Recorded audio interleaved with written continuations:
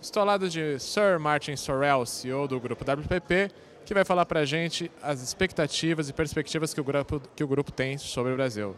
Sir Martin, is Brazil a top priority and why? Right at the top priority. I mean, the answer is because it's growing so fast. As long as it continues to grow faster than Western Europe and faster than the United States, not just Brazil, but Russia and India and China, the BRICS, and what Jim O'Neill at Goldman calls the next 11. I think we exclude Iran, but the next 10. So countries like Colombia and Mexico and Argentina and Turkey and Indonesia and Bangladesh and Nigeria and South Africa, all these countries, Vietnam, all these countries offer, Pakistan, offer opportunities in terms of economic growth which appeal to our clients because they're looking for growth on a worldwide basis, particularly at a time when Western Europe is challenged, when UK and France and Germany and Italy and Spain, and indeed the United States are challenged, although I would never write off the United States.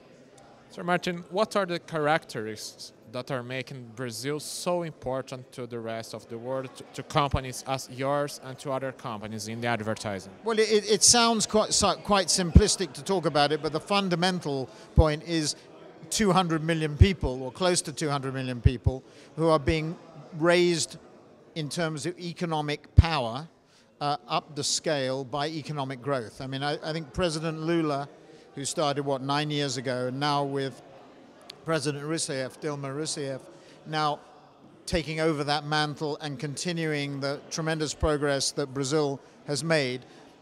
Brazil has finally taken off. I remember I went to Brazil first in 1969, and I read a book on the plane. It was on Pan Am, going down to South America, to Sao Paulo and Rio, by John Gunter, called Inside South America.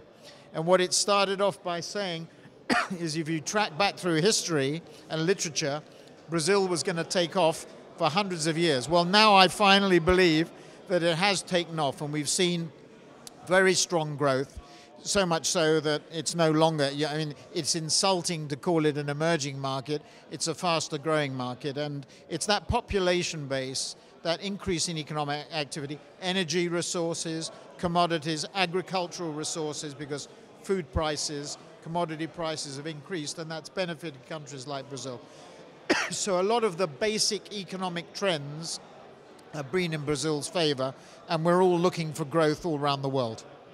But I believe there are some worries about things like possibility of an overheating of our economy.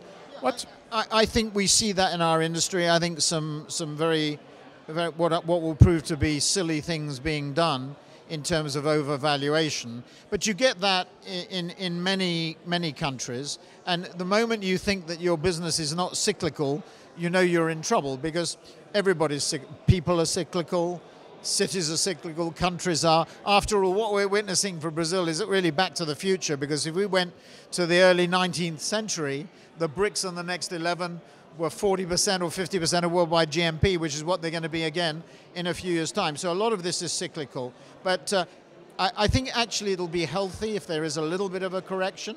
I think the real, we saw interest rates coming down to bring the real down. The real is too strong. That causes lack of competitiveness for Brazilian exports. And I think to have a little bit of a correction, so it can't carry on going like that. It has to oscillate a little bit around it. But it will continue to grow, certainly faster than Western Europe. And here's the last question.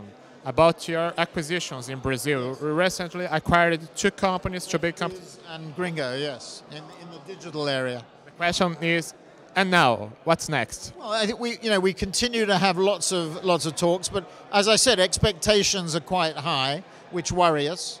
We think the market has actually been probably ruined, spoilt. Nizam said it was a champagne moment for the Brazilian advertising industry. One of the sellers said to me he couldn't afford not to take advantage of it.